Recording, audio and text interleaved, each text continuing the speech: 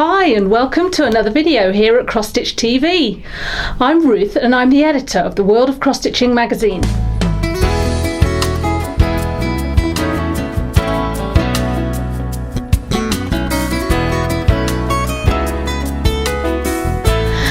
Today I've got a quick video for you to show you a few tips and ideas for how to stitch and mount up the latest free gift with the World of Cross Stitching mag.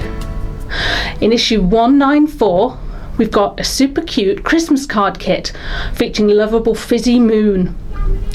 I just love this adorable design starring cute Fizzy tucked up in a Christmas stocking. I'll be sharing with you how to mount him in the special illustrated card blank that we've got.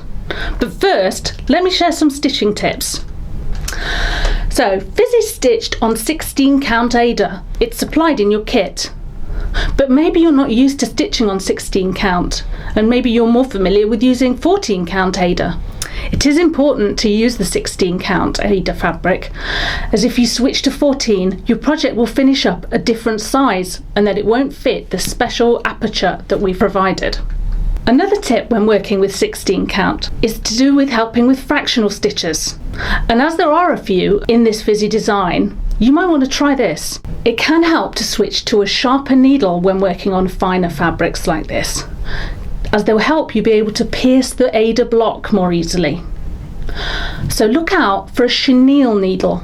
They're widely used for embroidery, so you'll be able to get hold of one easily, and they come in the same size range as tapestry needles that we traditionally use for cross stitch. So for 16 count fabric, look out for a size 26 chenille needle.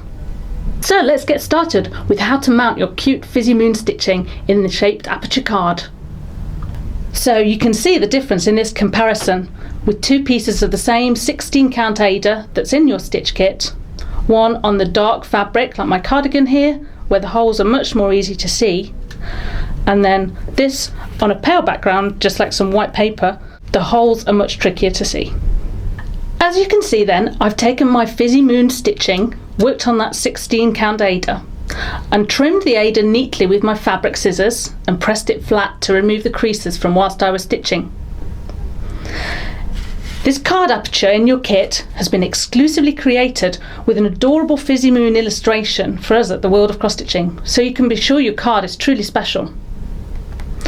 So, turn over the card and begin by placing small pieces of double-sided tape around the edge of that aperture. You may have seen in my last video tutorial where I showed you how to mount stitching in regular shaped aperture cards like squares and circles. This time the shaped aperture is even easier to work with, so simply add plenty of tape around that aperture to secure your stitching. You won't really need to position the design with pins like I did in my other video. The outline of this aperture will guide you as you turn over the card over the top of the stitching. Let me finish taking the backing off this tape and I'll show you.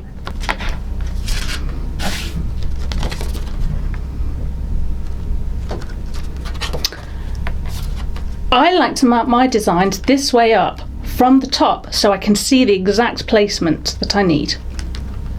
So place your stitching facing upwards and then simply guide that aperture down over the top to ensure your neat positioning. Just secure that down there.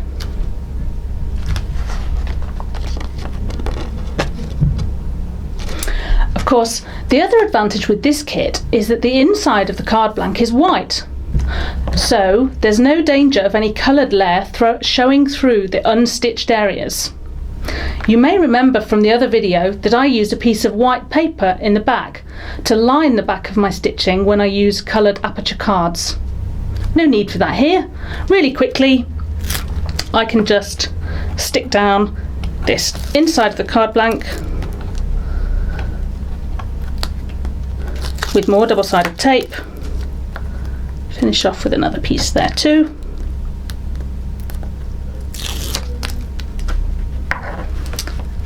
And make sure that flap's neatly stitched, neatly fixed down with plenty of tape, and making sure those edges won't lift up. And there, it's all done.